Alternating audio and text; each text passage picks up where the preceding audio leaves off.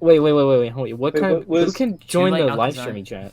wait, what's this even Too about? late, guys. We're live. I Hello. wasn't. No, it was a wait for that. I was talking about something else. Yeah, well, we'll have to talk about it later. Anyway, Uh, How's it going, guys? It's your boy, and with me is once again our guest of today, even though he's muted, Clossington.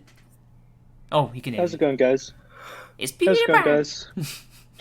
I just showed up here, and I don't know what we're talking about. I'm ready to stream though. I'll tell you in a Oh bit. yeah. But I've got a then, smile on my face and a song in my heart. I'm no, ready. I feel touched.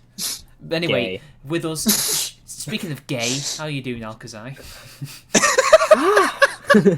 I'm I'm offended. tired and hungry and cold. Get something to eat. I did like 2 hours ago. Good. I'm already fat, dude. I can't eat more. Yeah, you need to lose weight. Maybe that'd be good for you. I'm joking.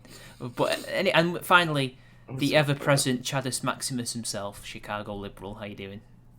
I'm doing all right. How about you? Not too bad. So we're going to be talking about a few things.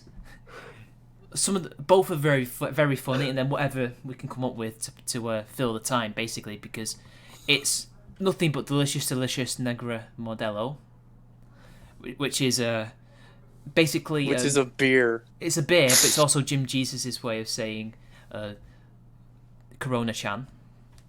Because we can't say the full thing without YouTube eating us, but This goddamn virus, dude. yeah, It's the Wuhan clan. Usually we'd have loads of stuff to talk about because The Wu flu. the world ho ooh woo flu. But it's just constantly virus this, virus that. But we do have one thing that's funny about the virus, which was Trump's letter to Chuck. Oh, yeah. Is it Chuck? Chuck Schumer? Chuck Schumer. Yeah, Chuck Schumer. Just call him Chuck Schumer. Chuck Schumer.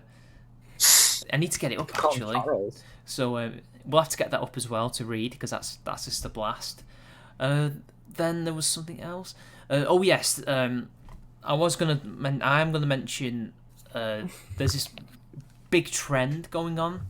I think it's on both sides of the Atlantic, really. But it's so-called patriots, so-called nationalists, not being particularly American or British in their nationalism. They're very much German, if you know what I mean.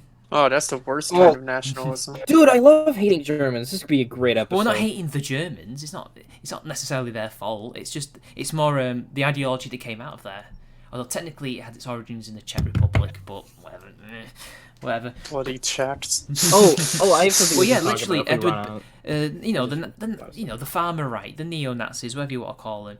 They like Well, to I pretend. thought you were going to go all the way back to like Jan Hus and the start of the Protestant Reformation, I guess. No, not If you that want to far trace back. it that far. I mean, I No, will. I just meant but- National Socialism. Really, the first proper party was Edward Benesch, wasn't it? If you pronounce his name like that, I'm not sure, but I read a book What was his recently. party? I think it literally was Czech for that. I think, basically, and that was in the 1890s. Actually, maybe he. No, the oldest continuously existing political party in the world, I think, is the Democratic Party. No. We're not talking about the oldest party ever. We're talking about the first ever National Socialist Party, which was Czech. Oh, okay. It was Czech. It was. Which is also the Democratic Party. Well, they didn't start off as that, but They so started off well, as a kind socially of. conservative, economically left-wing sort of type. Not Let me exactly. make They were fun of the always- Democrats. They was kind of Reed. protectionist, I guess. I mean, they Well, and were the also the farmer right of the Democrat. South. Well, and also the Democrats, keep in mind, are very different than the Jeffersonian Democrats. Because that's actually a completely different party. yeah, they're more in the classical liberal vein, whereas this current lot are it's just a bastardization of what they are or what they were. So, what would you say is the main difference then, compared to the Jeffersonians and this The lot? Jeffersonians, The Jeffersonians were agrarian nationalists, actually. they were also protectionists. They wanted a small military, very strict constitutionalists. Mhm. Even though Thomas Jefferson violated his own principles to buy Louisiana, but yeah, that was mostly. It was very it was very conservative in a way. Interesting. So like they were basically the farmer right of today. Let's all just Yeah, get a on the little bit. farm. Kind of. Leave Like they leave believed the in something like this strict natural aristocracy, in which you had, I guess, the plantation owners and the owners of large tracts of land on top. I guess the Landed gentry. farmers, the landed gentry, and then you had like the farmers and the, I guess, the yeomen who tilled the land and expanded west, Yeah. and then you had something like a servant class. It's very And hierarchical. then you had but like it's- somewhere in there you had like a merchant class who lived in the cities. Whoops. Okay, you're right there, Mitch. I'm fine. Don't worry about it. Okay. All right. Alright. Yeah. So you also had. I wouldn't know where they would go, but there was certainly like a place for the urban merchant class to sell goods. The urban merchants class were actually Federalists. Oh, they were. Yeah. Oh yeah, they were Federalists, but where were they in the hierarchy though? Of There Jefferson? really wasn't much of an urban merchants class in the South at the time. Oh, I thought we were just talking about the U.S. as a whole. No, the urban areas never really had any Jeffersonians. Those were the Federalists. Okay. So they didn't really fit in the Jeffersonian hierarchy. Yeah. So is this kind of like your Whigs versus Tories split, kind of, or is it different? Kind I of. mean, it's not exactly analogous Mhm. because, like, it's more of like a traditionalist, versus moralist. The It was South basically much more, I guess, cosmopolitan libertine. versus agrarian. Mm-hmm. Yeah, except It was very urban-rural divide. the moralists were of New England were extremely egalitarian and fundamentalist, while the South was incredibly hierarchical I mean they're hierarchical and traditionalists. Very much I don't still know. very English. They're more libertine. They're more libertine than the North. And then all those groups hated Catholics. Yeah, that's Other why than, Quebec Maryland. didn't join the American side in the revolution. You know, New Brunswick also almost joined us, and same with Nova Scotia. But ultimately, the anti-papist strain was too strong for the French. Yeah. I mean, there were, Maryland had a few Catholics, but that was about it. I mean, it was founded by Lord Baltimore Catholic to be a Catholic state for Catholics. But it banned Catholics anyway. Yeah. Strange how that works out. Not the Pope's Catholics. We're just our own Catholics. I mean, Maryland is like very historically Catholic, especially Baltimore. Walmer. Like, Baltimore was the first archdiocese. Balmer. Balmer. So should we start roasting Venezuela then? Shall we? I don't know what happened to Venezuela. All right. So this is what happened. There was a ship, and I'm using a news article actually to try and remember all the names and the stuff that happened. So there was a ship called the RCGS Resolute. Now it's German made. And German. Of course it is. Sorry. Well, it's German made, but it's actually a Portuguese ship. But I think a German company does own it, but for some reason it's Portuguese. But whatever. It's a 123-meter long cruise ship that is equipped for polar expeditions, and I think it does stuff mainly in like the Arctic Circle, things like that. So it might go up to Russia and, ice crush through there to show people what it's like. Maybe see the Northern Lights. I don't know what they do, but they were doing some maintenance and performing engine testing in international waters, which was off the coast of Venezuela. And then next thing they know, some patrol boat, sorry, same thing I guess, a patrol boat approached them in international waters and demands that they have some kind of investigation, like, we're going to investigate you, we're going to prepare to be boarded. And then the cruise ship said, no, this is international waters, you're just some random foreign military ship, and a bloody patrol boat at that. No, we're not going to, we don't have to, this is not your jurisdiction, basically. I'm paraphrasing, obviously. Then the Venezuelans proceeded to fire on the cruise ship. Failing that, because apparently they must have missed, they decided to ram the cruise ship.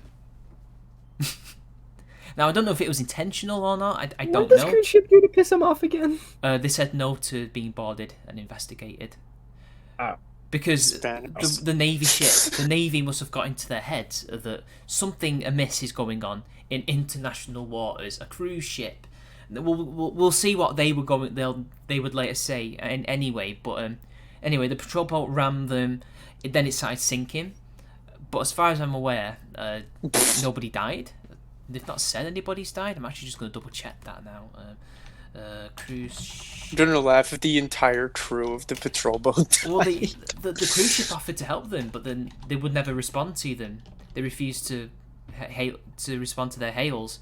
But then they got a message from this other some organization that helps run sea traffic and communications. They said no, don't bother helping them. They don't need your help or something. And then they just went back to Curacao, which is an island off the coast of Venezuela. I think it's in the Caribbean. Yeah, it's Dutch, I think. Yeah, and then they just had repairs there, and then it's been an international, as you said off stream, loss of face for Venezuela. Yeah, there's only been one casualty so far from this incident, and it was Venezuela's national pride and honor. Let's just see if there's anyone who died. Or whatever's left of it, at least. Yeah. No, doesn't appear to be any deaths. So they all must have got off on lifeboats. Deaths? Or depths. The ship that rammed the Resolute was called the Nahuatl, also known by its hull number, GC-23. Well, it's GC under the sea now. GC under the sea. Oh, there's a picture of the Resolute. Who lives in a Venezuelan patrol ship under the sea, Venezuela's national pride. And then, anyway, so there's actually a Wikipedia article where they quote what the Venezuelans were saying.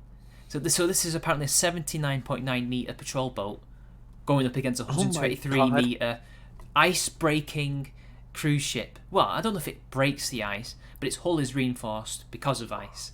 So no wonder they sunk. Yeah. Anyway, this is what the president said.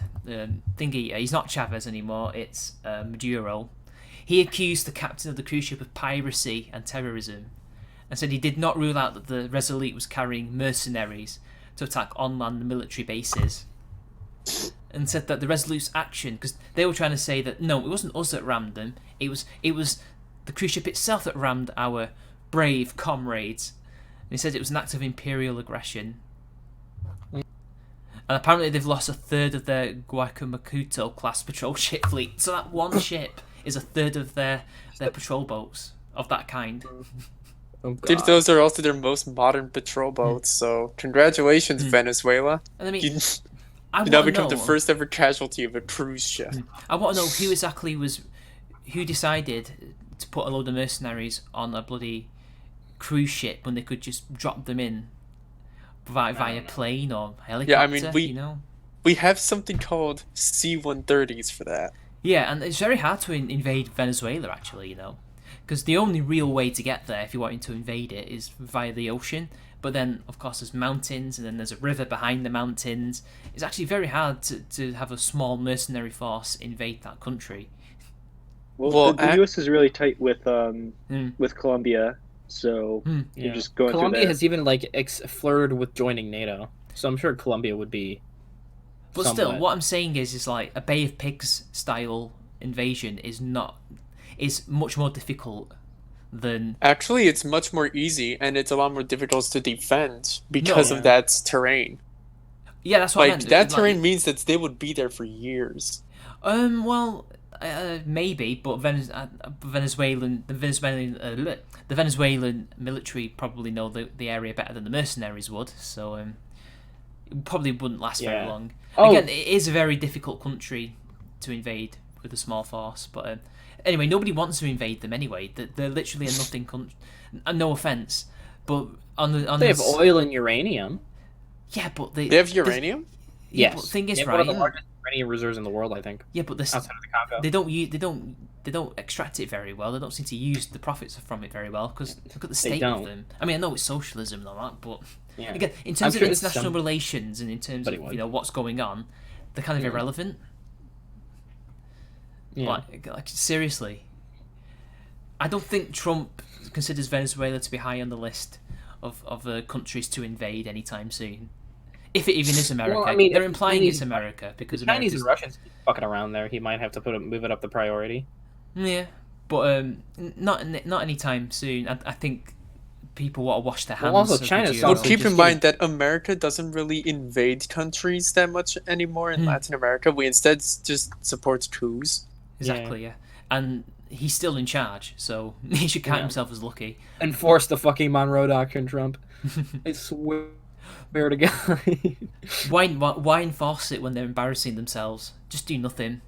No, I'm talking about like Chinese influence in South Now, America. could this cause a war, do you reckon? Or at least some kind of conflict between, I don't know, would it be Portugal and Germany? Or would it just be Germany and Venezuela? Like, I don't know. It would. I mean, it depends. Who does the ship belong to? Well, it was built. Technically, if Article 5 is actually activated, then it's all of NATO, including the United States, which is hilarious. They shot it. They fired their weapons at a bloody cruise ship that was in country did the cruise ship international belong waters. to? It was built by a German company, but it was run by a Portuguese crew.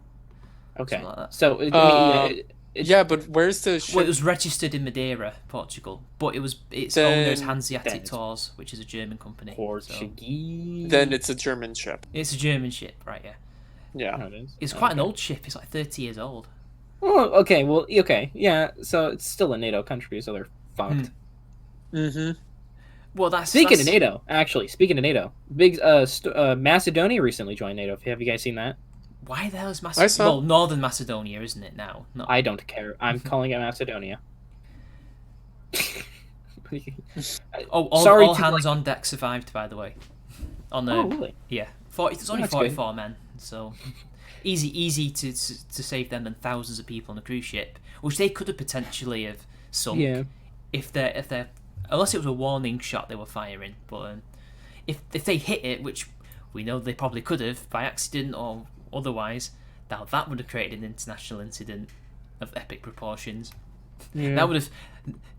I would imagine the sanctions would be increased 1,000-fold. Yeah.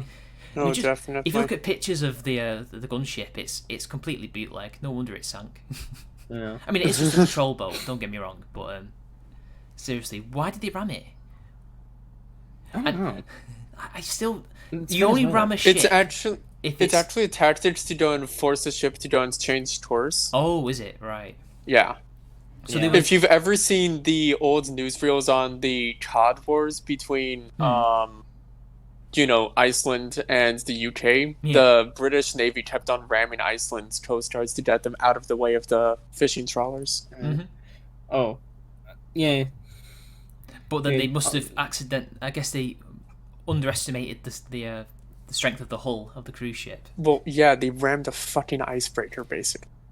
A kind of icebreaker, isn't it? Yeah.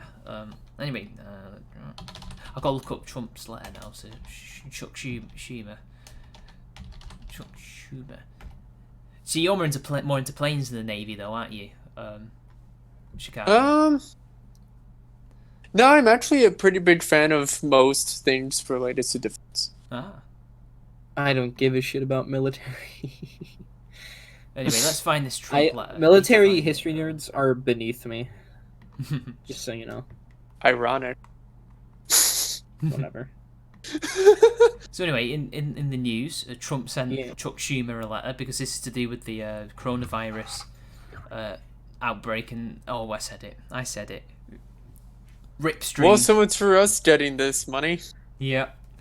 But anyway, the letter. Yeah. Trump sent a letter to Schumer, who's been in the press attacking him relentlessly over the past couple of years, and also to do with the delicious Negro Modelo. And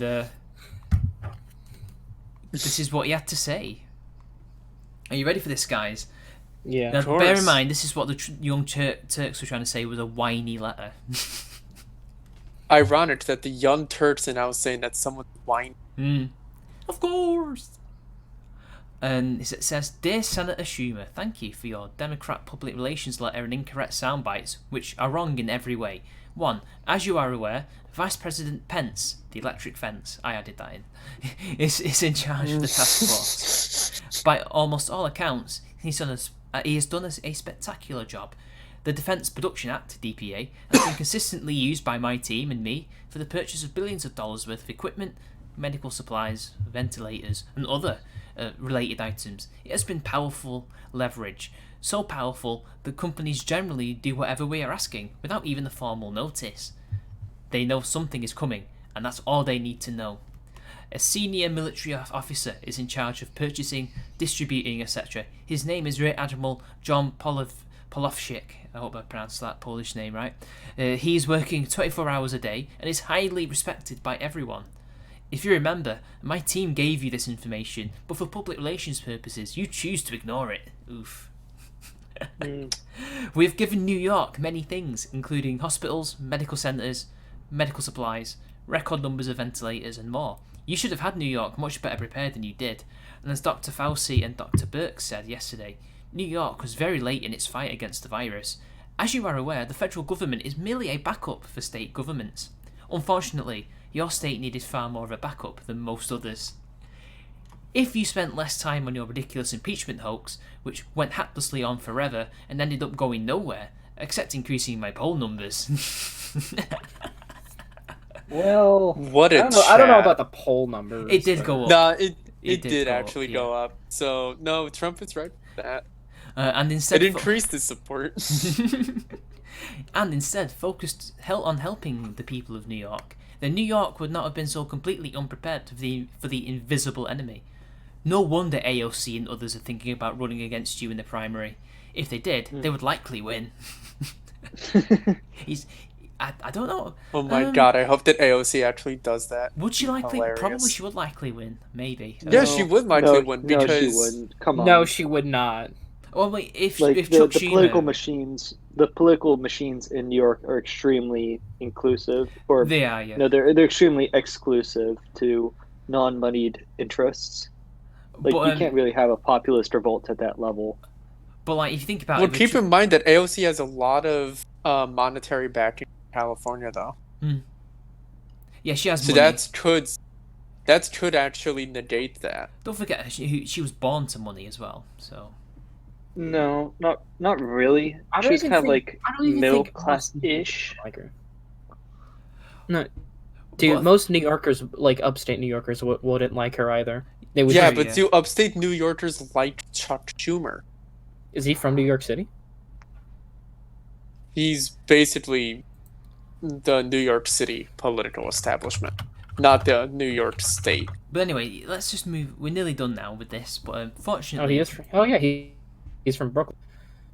Anyway, so fortunately, we have been working with your state and city governments, Governor Andrew Cuomo and Mayor Bill de Blasio, to get the job done. You have been missing in action, except when it comes to the press. While you have stated that you don't like Andrew Cuomo, you ought to start working alongside him for the good of all New Yorkers.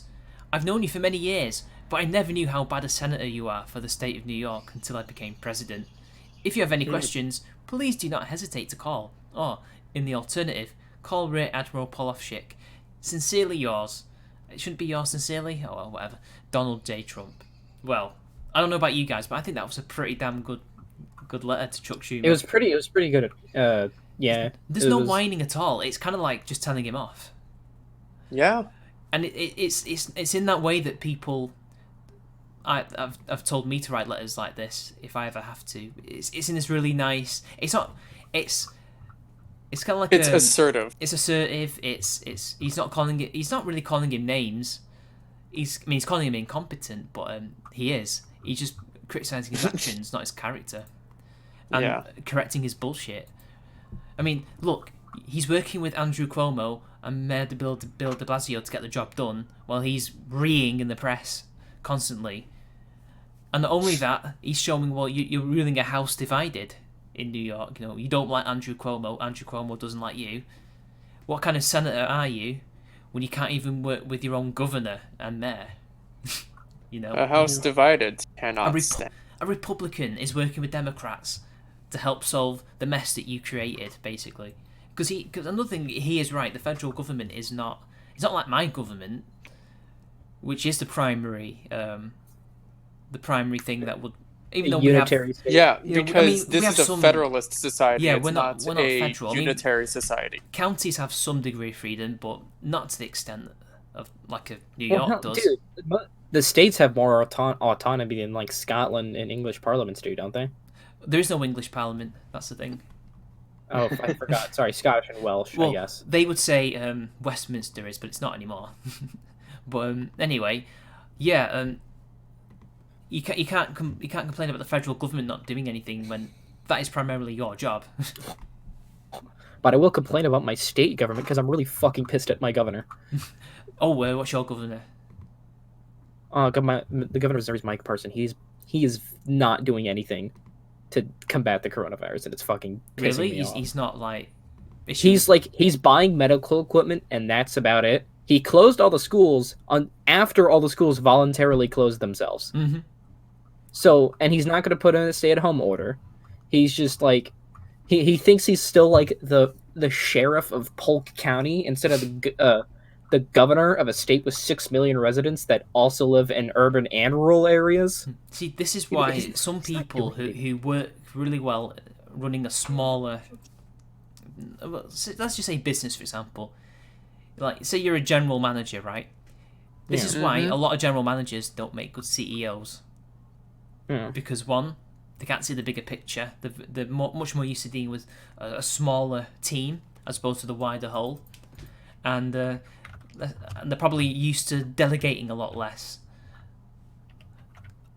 Yeah. Whereas with a CEO or somebody who wants to who is a president, or even you can even argue being a senator doesn't mean you're going to be a good president. You know, it's a completely different jump. It's actually usually a pretty decent indicator, though. Is it? Yeah. Yeah, because a lot of presidents were either senators or, in the case of a few of them, generals. Ah, right. Yeah. So you know what I'm trying to say, though, right? There's a huge gap between county sheriff and then governor. Yeah, because like he was a state representative for a little while, but then like he was elected because you have to understand he in Missouri the lieutenant governor and the actual governor do not run on the same ticket. You elect them separately. But the thing is, after it came out that our former governor Eric Greitens cheated on his wife, he resigned. So he took up the helm. But like the thing is, Eric Greitens has like military experience, and he's from like an suburban area, so he knows sort of like which is where most Missourians live. So he kind of like represents more Missourians, but he's from a rural area a bit north of Springfield, Polk County. He's like, I swear to fucking God, dude, he's not doing anything. He's giving relief to small businesses, which okay, I'll grant you that, but just make people stay home because it's wait a minute, spreading everywhere. With this logic, do you support what the Netherlands is doing? Because they're being just as laissez-faire as Governor Parson, but they're doing just fine. Yeah, but Governor Parson isn't really doing anything though. Neither is the Dutch government. What are they doing? They didn't even do a stay-at-home order in the Netherlands. They haven't? How many cases did the Netherlands? They had almost 100 cases in the Netherlands. But the thing is, for the Netherlands, people just self-quarantined. Yeah, but the thing is, a lot of people in the state aren't doing that. Like, I went to Creve Coeur yesterday to drive through the park, because like the park was closing that night. So I was like, oh, it's one of my favorites. So I drove through it. Didn't go outside because I didn't want to touch anybody or come close to near anybody.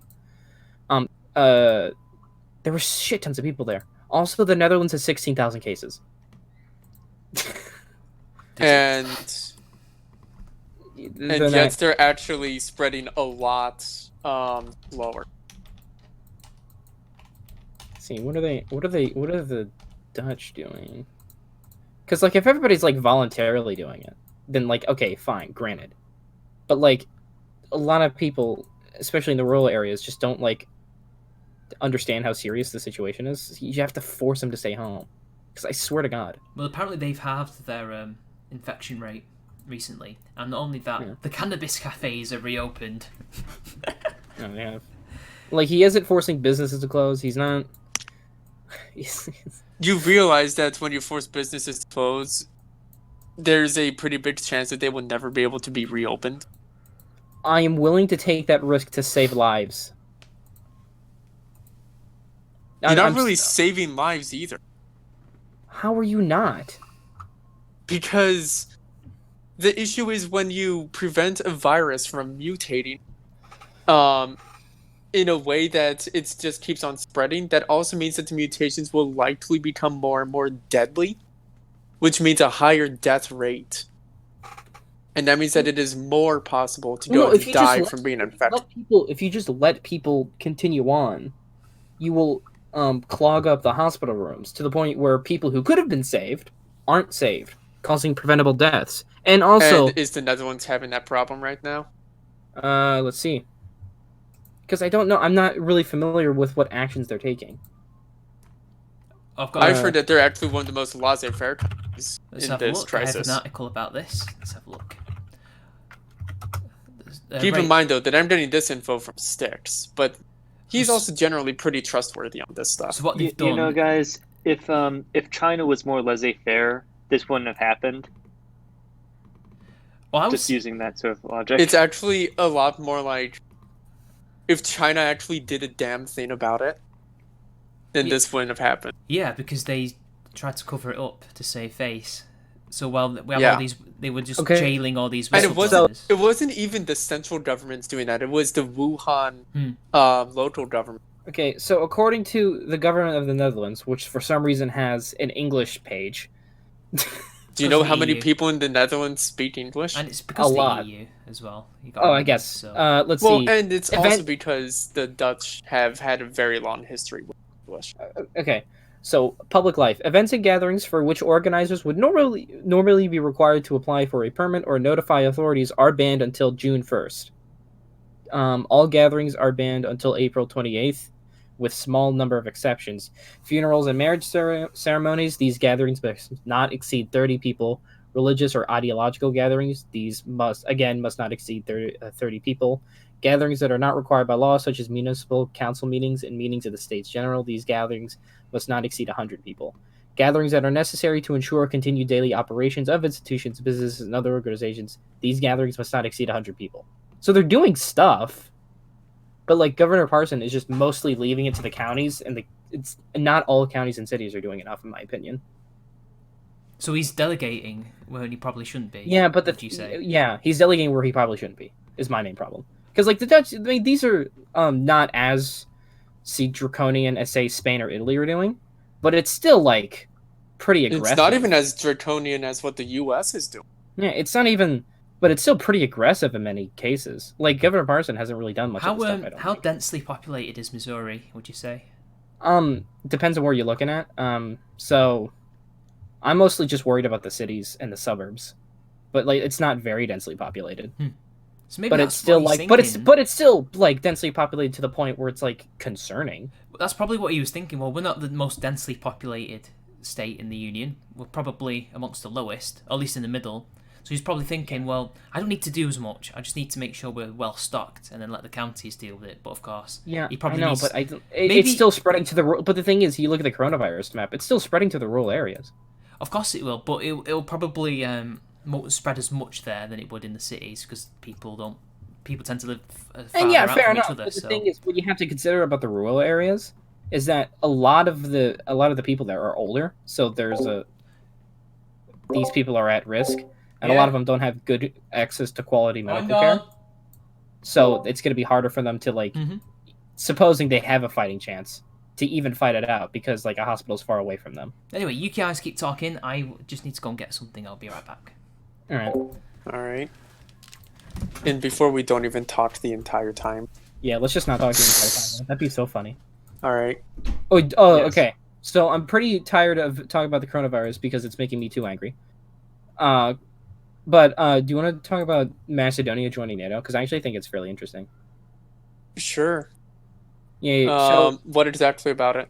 Well, for one, it's been in the works for a while because like they joined like the peace collaboration thing NATO has. What's it called? Partnership for Peace. Yeah, that thing. They joined that thing in 1995. They applied in February, but it was finalized on the 27th of March. So it's been in the works for a while, but I think it's a good thing. Oh, of course it's a good. Okay, I know you're fairly anti-interventionist, so I was curious to see what you thought about it. I'm anti-interventionist, but that doesn't mean that I'm anti-NATO. Okay. Since I see NATO as a necessity, really. I am back. Yeah. Because, like, yeah, I was talking to a guy in Dev's Discord server. He's like, oh, NATO's pointless now. I'm like, No, it's what? not. Why?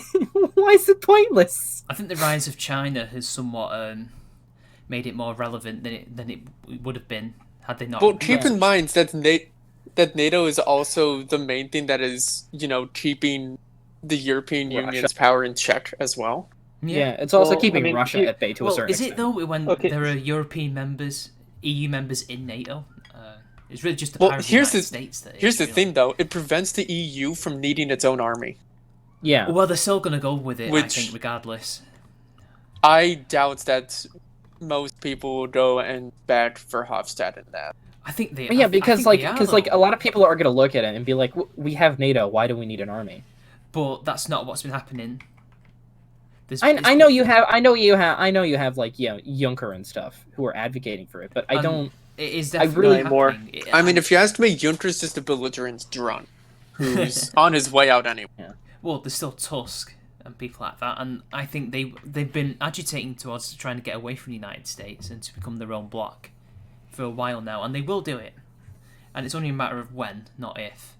I highly doubt that they're going to be able to do that because the nationalist right is, rising in Europe, and the nationalist right is actually much more pro-American than the globalist left. True, but you got to remember that these people, they still want to be a part of the EU in a lot of these countries. They're not entirely. Yeah, well, here's the thing, though.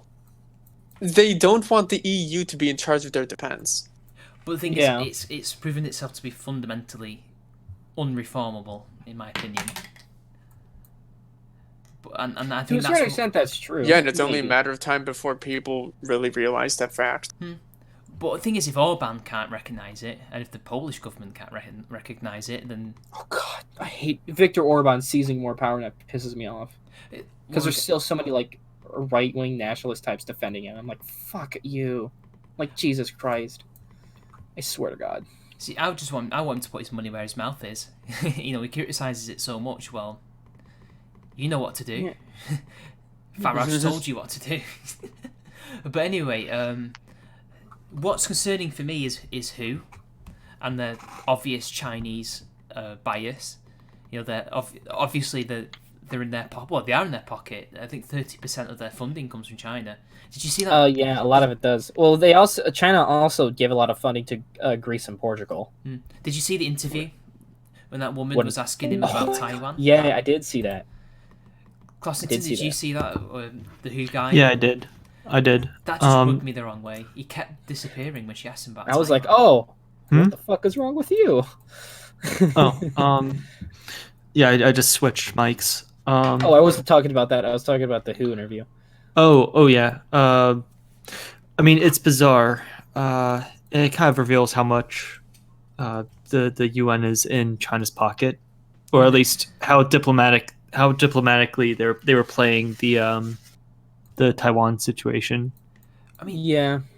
For ages, the World Health Organization has not even been trying to be the World Health Organization. This entire time, they've been trying to tell us how not to refer to it, how not to harm other people who potentially have it. It's like, no, we want you to sort the pandemic out. That's what your primary role is in the world. Yeah. It's not to tell us how to speak and how to refer to it and how to be nice to people. No.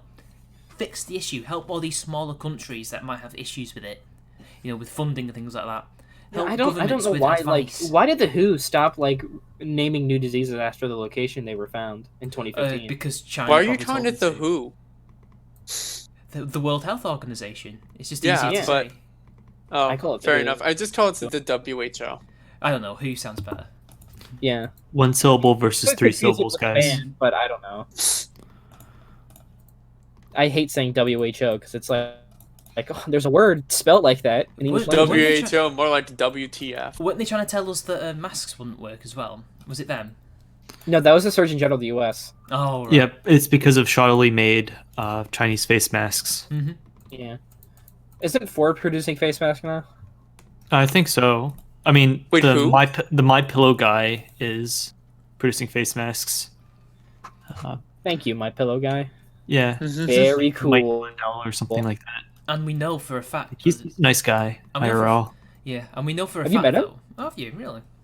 Yeah, I mean, he's always he's at CPAC every single year, and he's just the most friendly guy like you could bump into. Yeah. I mean, he's just something like a good-natured, good-hearted, like Christian businessman. You know, he God-fearing, loves his country, is He was willing addicted to to crack, wasn't he? what? Didn't he have a crack addiction? I He used to. I don't know. What? Chad. I swear. I swear. Big if true. All right, I can, dude. I swear to God.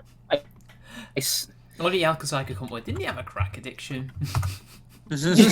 Yeah, look. Did he have a CNN, crack look, addiction, guys? How Did he used to how smoke this, crack? this entrepreneur went from a crack addict to a self-made multimillionaire. I remember seeing some. I can Think imagine about you it. meet him at CPAC Alcazar and you go, "Hey, weren't you like addicted to crack?" He was though.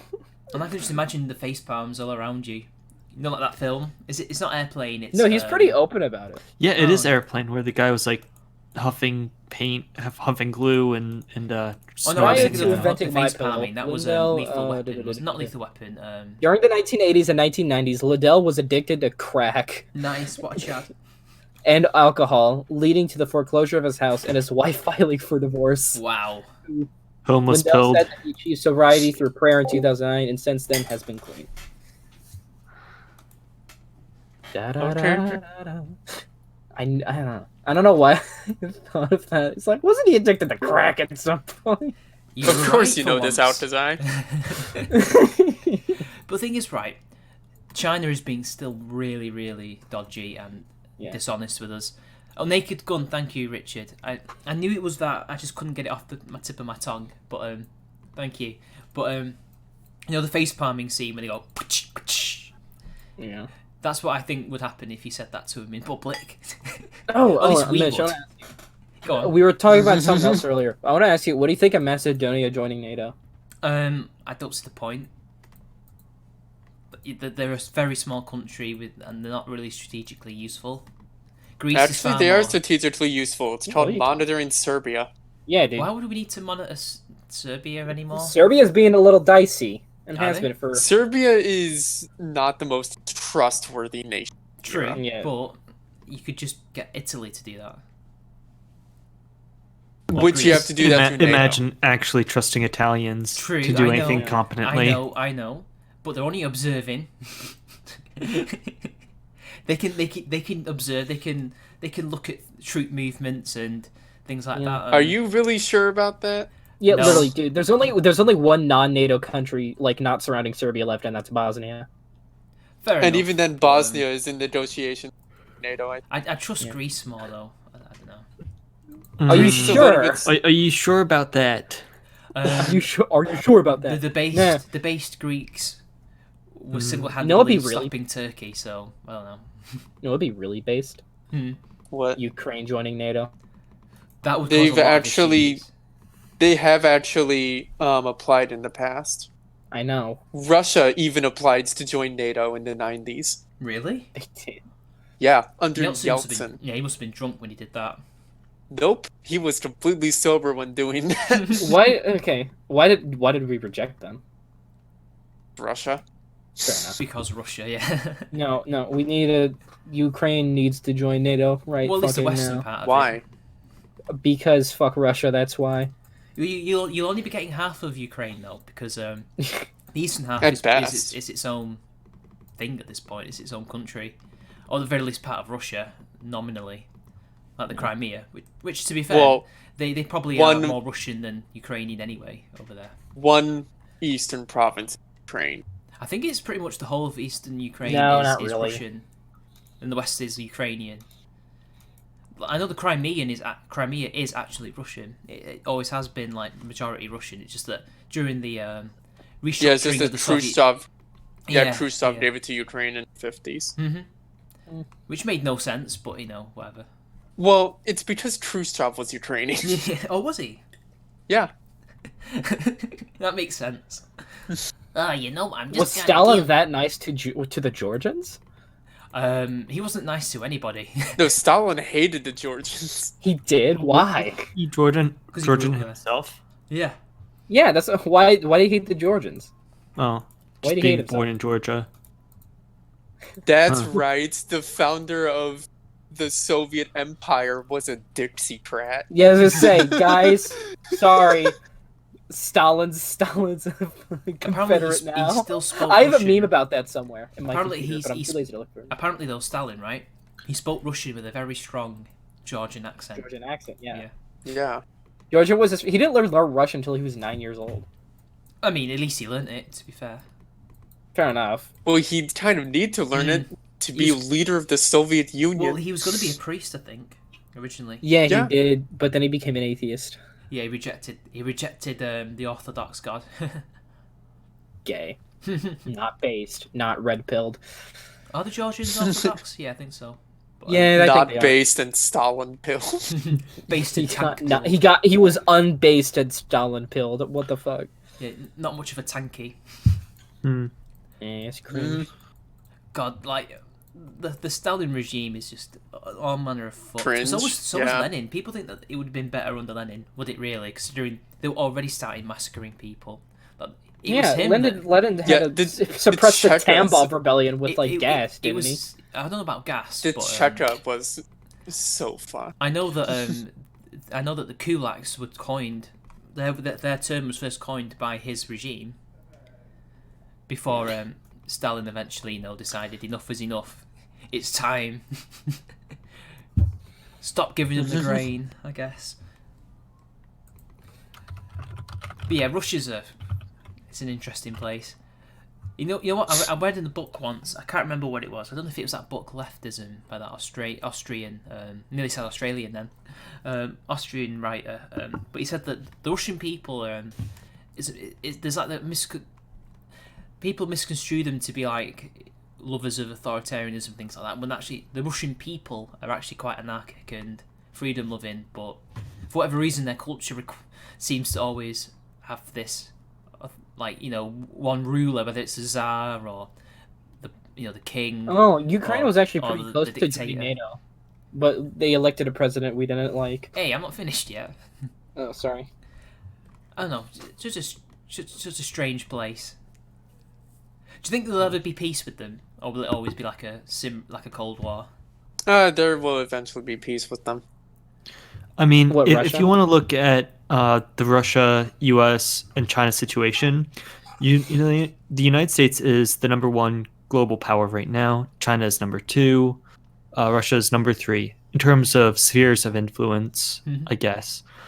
So China could overtake the United States. So why not team up with power number three to take down number two? I mean, thinking geopolitically. Well, we can mean, also do that- that that's with what- India. Like in the Cold War, right? When the USS was number one, USSR was number two, and China was number three. We We sided. teamed up with China. We Yeah. teamed up with number three, right, to take down number two.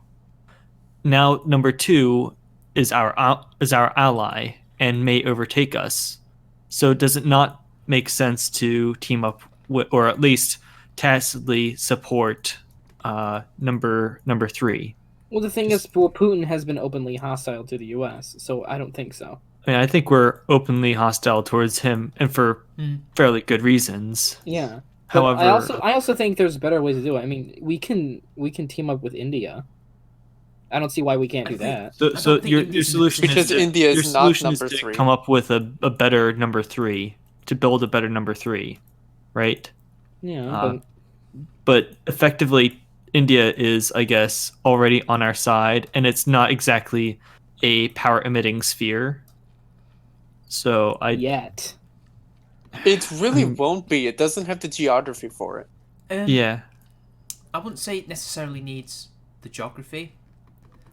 I think Because it has the Indian Ocean right there. It has. Yeah, the Indian Ocean is also one of the most irrelevant parts in geopolitics. yeah, but it's also connected via the Suez Canal, so it's not entirely irrelevant.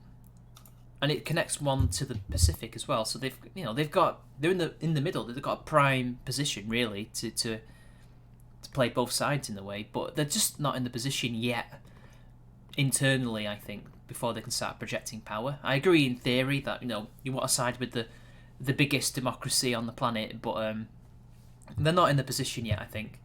Who knows, maybe they will eventually, but honestly I think in terms of Russia, whether relations will improve or not, well, depends really after Putin. When he finally decides to stop ruling, or when he dies, who replaces him, and are they going to be more pro-American, or are they not? Because that was the thing with North Korea. Like, we were wondering, well, what's Kim Jong-un going to do? And it turns out, surprisingly, I don't know if it's Trump or him or both, but he's been a bit more conciliatory, more towards reconciliation. Although, unfortunately, the peace treaty never was signed, but at least more was done to fix that problem that's been going on for 70 years now. Which it is. It is 70 years since the war began. Yeah. Then there was, after the peace negotiations, like, Obama didn't do anything. You got the bloody Nobel Peace Prize. He didn't do anything. Bush didn't do anything. Reagan didn't even do anything. Bush Senior didn't do anything. Nobody did anything. After the war, we've come as close as we can to reconciling the two nations, having an actual peace. So who knows, if Russia gets a different leader who decides not to go to continue thingy's Well, wishes. I mean, what's like the biggest opposition party in Russia besides Putin's party, which I can't the remember the Communist fucking Party, name I of. think. Ironically, It is? Yeah, I think so. Yeah. Oh my. Also, their Yabloko is also pretty large. Also, they're more liberal. Also, their Liberal Democrats are not actually Liberal Democrats. The Liberal Democrats are actually fascist there. No, they're Dude, not fascist. it's so... They're no, they are monarchists. fascists. No, they're monarchists. Dude, they're fascist. Dude, there's an entire... The guy who leads that party, I can't remember his name, but there's an entire Wikipedia article dedicated to his opinions, and it's so fucking hilarious. Well, I was told by a Russian American that they just want to bring back the Tsar, right? That's what they want. They want a lot more than that. They want a lot more than that. See, that's weird. Why? I mean, considering World War II, why would you want to be a fascist Russian? Isn't Russia on good terms Simple, with because China communism failed, and they already have come to the conclusion that democracy failed with Yeltsin. We got a super chat, and Kelbian, I think that's Invidious Envy. He says, "Did you just pull a let me finish there?" Yes, I did. But right. Unlike Ray, Hold it's on. justified. Will you please let me finish? Will you please just let me finish? Please, Like let me finish. some guy asked me who Ray was, and I tried to find the "Let Me Finish," that hilarious "Let Me Finish" video. The "Let Me Finish" compilation. Yeah, Hold on, but it's been deleted. Oh. Yeah, it really sucks. God damn it, AA! Stop being a cock. She unblocked me, by the way. I saw her on Twitter, and I thought, oh, so I guess blocking all the liberals has run its course. You've gotten bored not talking to us. Okay, so the leader of the Liberal Democrat Party, Vladimir Zhinovsky. You want to hear what he said about fucking? You want to hear what he said about Condoleezza Rice? Go on. She is a black horse who needs a good cock. Send her here. One of our divisions will make her happy at the barracks one night. She will choke on Russian sperm as it will be leaking out of her ears until she crawls to the U.S. Embassy in Moscow on her knees. Chad. He also had another quote about her. Condoleezza Rice released a coarse anti-Russian statement. This is because she is a single woman who has no children. She loses her reason because of her late single status. If she has no man at her side at her age, he will never appear. Even if she had a whole selection of men to choose from, she would stay single because her soul and heart are hardened. Condoleezza Rice needs a company of soldiers. She needs to be taken into the barracks where she would be satisfied. On the other hand, she can hardly be satisfied because of her age. I think he has a fetish. Oh yeah. Oh yeah. I think he wants to get with her. Wait, let's hear. He said some funny stuff about the Balkans. I Holy thought shit. she was married and had I kids. think that's projection, bro. Yeah, I think so. Dude, he also is really anti-Semitic, despite the fact that he's a quarter Jewish, which I find Well, fucking so hilarious. was Max. But you got to remember though, just because you have Jewish ancestry doesn't technically make you Jewish. You know what I mean? Because there's a load of complicated bullshit around, all that. But that's besides the point. Yeah, it is what it is. He's not unusual. I thought she had a husband and kids and stuff. I don't know. Zhirnov is Not to LDPR. Zernovsky. Oh yeah, she never married and has no kids. But you know what? I don't know. She doesn't strike me as the type to be all irrational like that. I don't know. She's not like your typical leftist. Still though, that Yeah. quote is funny. It is funny. It's very funny. He had a funny quote about the Baltic states too. Let's see. God. Here's the quote: "The Baltics are Russian land. I will destroy you. I will start buying nuclear waste in the border zone of the Smolensk Oblast. The Semi-Platansk nuclear testing grounds will be transferred to your area. You Lithuanians will die of disease and radiation. I will remove the Russians and the Poles. I am God. I am a tyrant. There are no Lithuanians, Latvians, or Estonians in the Baltics. I will act like Hitler in 1932. Wow. Ba, ba, ba, ba, ba, ba, ba, ba. I can just hear Erika in his head as he marches. Einstein, Kleinatz, Erika. Of course the German boy knows the lyrics. Wow, this guy's mental. This guy's worse than Yanis Here's what he said about Korvin-Mikke. Georgia. In 1994, Zhirnovsky wrote, "In Georgia is an impediment to us. We must change our border." Just change it. Define change. He means tanks rolling into the Caucasus, taking over Tbilisi, basically. That is in let's see. Georgia. I know it is. Does he have anything to say about Ukraine? Is he a funny quote? Well, first, while you're searching, I will just read out this second super chat by Kelby and Moonwing. Thank you very much. Let me finish. Compilation is members only content on the channel under Soul tier content. It's behind the paywall. Oh, what a douche. No. I'm not That giving him sucks. money. Besides, somebody's probably mirrored it anyway.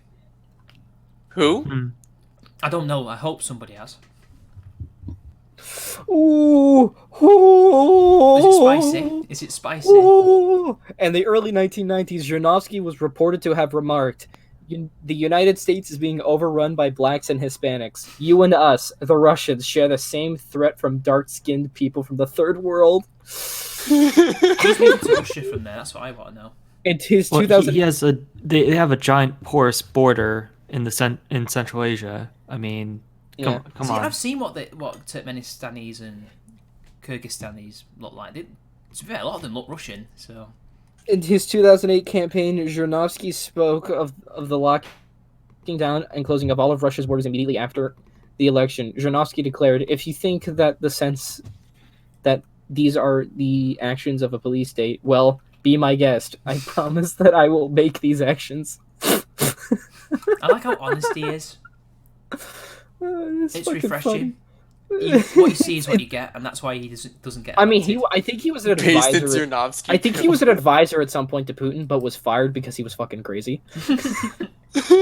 No, you go Which- to Gulag. You're too crazy. Go to Gulag, fucking Ma- crazy bitch. Man's crazy, man. During his 1991 campaign, he promised to provide women with husbands. Can you imagine this guy in the death of Stalin? State provided husbands.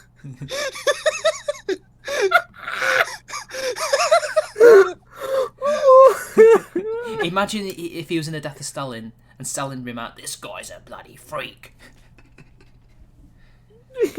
I like it. This guy's funny. Now the whole union knows you're bloody crazy. Now the whole union knows you posted cringe. Nani? This guy's one big nanny moment. Like, Nani? Nani? Nani?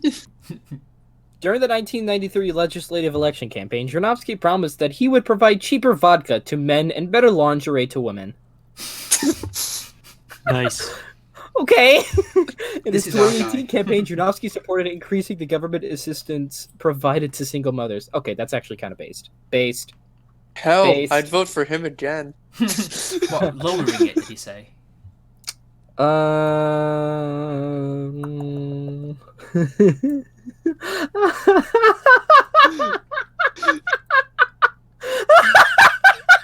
What's he said? Hold on.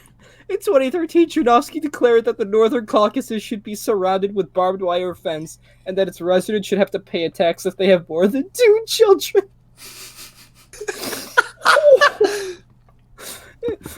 Get this guy into the EU to see what happens. Make this guy president of the EU Parliament, please. Oh, speaking of mad lads, though, I remember. Do you know Oinka representative? He's Brazilian. I never knew that, right? And Dude, how could you not find that out? Because he never told me.